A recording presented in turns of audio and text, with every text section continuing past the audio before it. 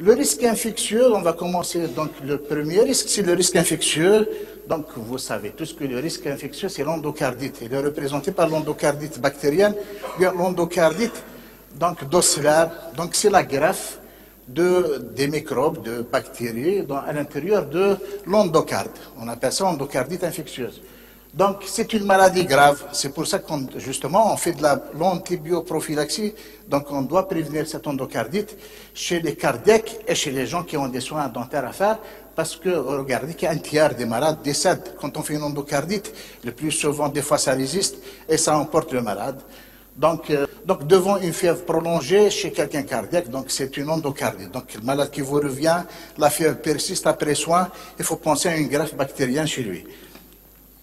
Donc, l'endocardite, elle est confirmée par hémoculture. Donc, ça se fait à l'hôpital, sur des milieux de culture. On fait plusieurs, jusqu'à 12 fois, par 24 heures, pour donc rechercher le germe et tester l'antibiothérapie appropriée à ce germe. Le traitement, c'est un traitement lourd, l'endocardite, justement. C'est pour ça qu'on doit prévenir cette endocardite, parce que ça va nécessiter des fois 6 semaines et plus d'antibiotiques à forte dose.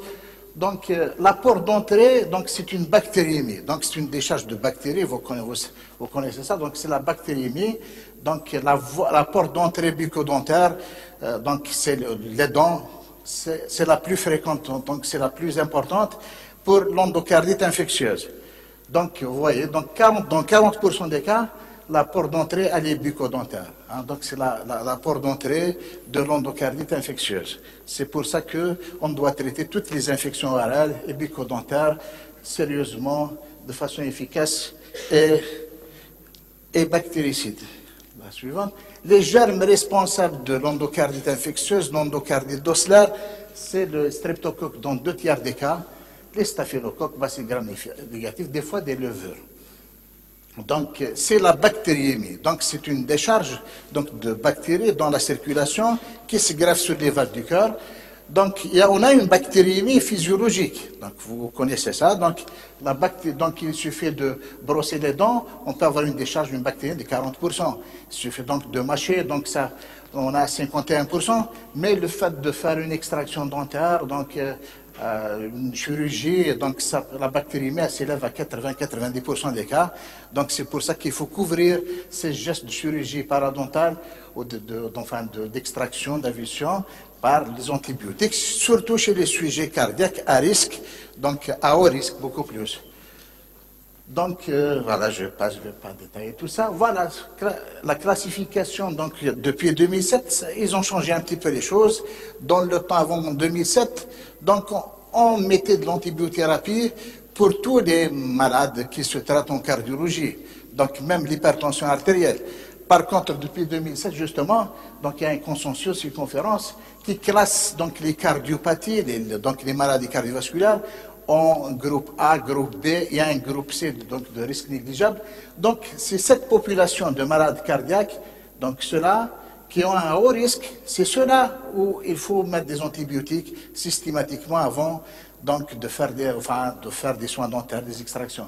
Donc c'est les porteurs de prothèses, les porteurs des opérés du cœur, valves mécaniques, biologiques, les cardiopathies congénitales cyanogènes, donc les cardiopathies de naissance avec cyanose, celles qui donnent une cyanose, et les antécédents d'endocardite infectieuse. Par contre, les autres, les valvulopathies acquises, donc rhumatismales, l'insuffisance aortique mitrale, RAO, donc quand prolapsus de la valve mitrale, c'est fréquent, donc la bicuspidie, certaines cardiopathies non cyanogènes, la CIV par exemple, la cardiomyopathie hypertrophique. Celles-là, donc ces cardiopathies, sont à un risque moins élevé. Donc pour les soins, donc je vais détailler ça après, ça ne nécessite pas une antibioprophylaxie, mais ici c'est systématique obligatoire. Donc il y a 3 situations. Antécédent d'endocardite, cardiopathie cyanogène, porteur de prothèse. Cela c'est systématique, antibiotique avant. Cela donc c'est en fonction, sauf si on fait une chirurgie paradontale. Donc voilà, donc par rapport donc, à cette association de l'américain, donc il classe ces cardiopathies à à risque majeur, les antécédents. Donc, donc je refais ça, les cardiopathies cyanogènes, les endocardites. Ici, ils ont rajouté la tétralogie de Fallot, c'est exceptionnel, c'est les cardiopathies congénitales, les porteurs de prothèses.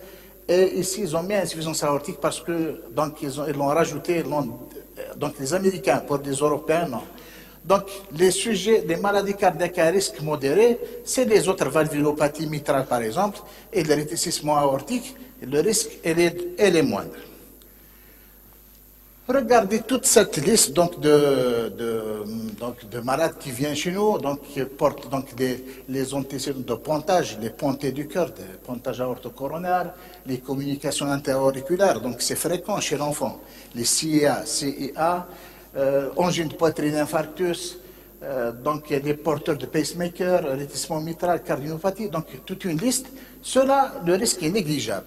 Donc on n'a pas à donner d'antibiotiques pour prévenir l'endocardite. Chez cette population, j'ai mis hypertension justement, en gros. Donc l'hypertension, ça nécessite, il n'y a pas de risque infectieux, il n'y a pas de risque d'endocardite, on ne donne pas d'antibiotiques, on ne prévient pas. Donc l'hypertension, donc vous pouvez faire de vos soins, vos extractions sans antibiothérapie. Sauf, donc il y a d'autres précautions à prendre par rapport à l'anesthésie, je vais vous en parler. Mais pour les antibiotiques, ce n'est pas nécessaire. Donc vous voyez, donc il y a beaucoup de malades qui se traitent chez nous, ils ne nécessitent pas d'antibiothérapie de prévention. Donc un souffle, on a beaucoup de malades qui ont une valvulopathie mitrale, c'est fréquent. Insuffisance mitrale, rétrécissement mitral, prolapsus de la valve mitrale, c'est une valvulopathie fréquente chez nous. Donc vous recevez chaque jour ces malades de valvulopathie mitrale, quand donc ils ne sont pas au stade de préopératoire, parce que des fois on met à opérer. Quand ils ne sont pas au stade opératoire des valvulopathies minimes, grade 1, grade 2, donc on n'a pas, donc le risque il est très minime.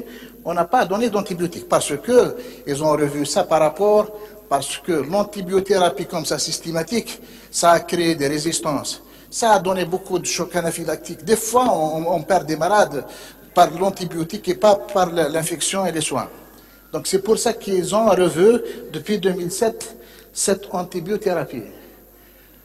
Donc, ce risque infectieux, il y a une démarche. Donc, on doit vérifier tous ces facteurs avant de décider de donner l'antibiotique ou non. L'importance du risque, c'est les cardiopathies à haut risque, les trois que j'ai cités. Vérifier le type de l'atteinte là-dedans, l'environnement, surtout l'expérience du praticien et surtout, il faut avoir un plateau technique donc correct pour faire ces soins de chirurgie dentaire. La prévention. Donc, la prévention de l'endocardite, donc c'est c'est l'antibioprophylaxie. On va la donner beaucoup plus pour les sujets à très haut risque. À très haut risque, c'est obligatoire. Donc, éliminer tout foyer infectieux, extraire les dents présentant une atteinte pulpaire ou paradontale. On contre-indique l'extraction des dents incluses pour des sujets à très haut risque, les porteurs de prothèses et les antécédents d'endocardite. Donc, je passe ça. Donc, l'antibioprophylaxie, donc, elle est prescrite pour les malades à haut risque. Donc, c'est la première population, donc le premier groupe de malades. Elle doit couvrir la période de l'acte, normalement, pour des sujets à haut risque. On couvre l'acte. Elle doit être dirigée contre les germes susceptibles de streptocoque le plus souvent. Et on doit donner des doses suffisantes pour une concentration sérique maximale. Donc, normalement, qui agit sur au moins les 10 heures qui suivent. Donc, j'ai mis l'antibioprophylaxie ne doit pas être systématique.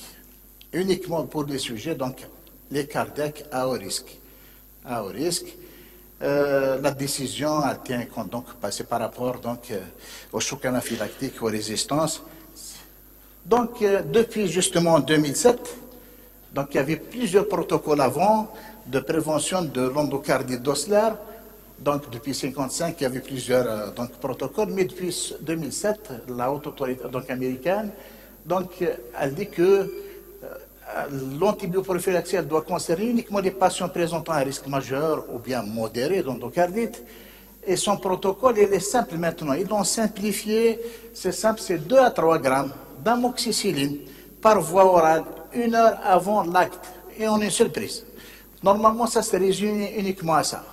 Donc, pour les sujets uniquement à haut risque, à très haut risque, la première population, on devrait donner 2 à 3 grammes. 2 grammes quand on a moins de 60 kg et 3 grammes à plus de 60 kg. C'est une allergie, donc on donne la clindamycine, cefalexine, l'azithromycine. Donc, c'est ça.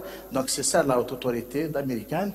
Donc, c'est 3 grammes maximum. Une seule prise, l'amoxicilline, c'est allergie dans ces produits. Chez l'enfant, il faut adapter la dose par rapport en fonction du poids. Donc, je vais passer, donc ils vont parler, ça c'est votre domaine. Donc, avant de faire des soins, etc., il faut obtenir un état inflammatoire le plus faible. Des fois, on associe des anti-inflammatoires. Donc, il faut intervenir de la manière la moins traumatisante possible pour limiter la bactériémie. Donc, il faut donc tout ça, je ne vais pas répéter, on va passer. Seulement, donc, pour l'antibiothérapie, il faut donc espacer des intervalles de 9 à 14 jours entre chaque séance d'antibiotiques pour éviter les résistances bactériennes. Donc, il faut des intervalles. Quand on donne la dose de 1 gramme, 2 grammes avant, il faut répéter ça 9 à 14 jours après.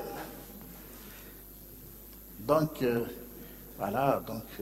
S'il y a un saignement imprévu qui apparaît après, on maintient l'antibiothérapie après le geste. S'il n'y a pas de saignement, donc ça suffit la prise unique avant. Voilà, donc je ne vais pas détailler tout ça, donc je passe tout ça. Donc l'endocardite, en conclusion, je vous ai dit que c'est une maladie grave, on doit faire de la prévention, mais uniquement chez les cardiaques à haut risque. Les cardiaques à haut risque, c'est des porteurs de prothèses, les opérés, avec antécédents d'endocardite et les cardiopathies congénitales cyanogènes et les valvulopathies au stade opératoire, si on veut rajouter ça avec eux. Donc la thérapeutique, elle est lourde, donc c'est pour ça qu'il faut intervenir. Elle doit bénéficier donc de tous les modes de prévention, mais c'est seulement l'antibioprophylaxie qui est simplifiée maintenant à 2-3 grammes avant, qui est adaptée, et son efficacité, elle reste même incertaine. Cette antibioprophylaxie, des fois même, on a des effets en plus. Abonnez-vous à la chaîne Post Terre Vision sur YouTube pour être au courant de l'actualité.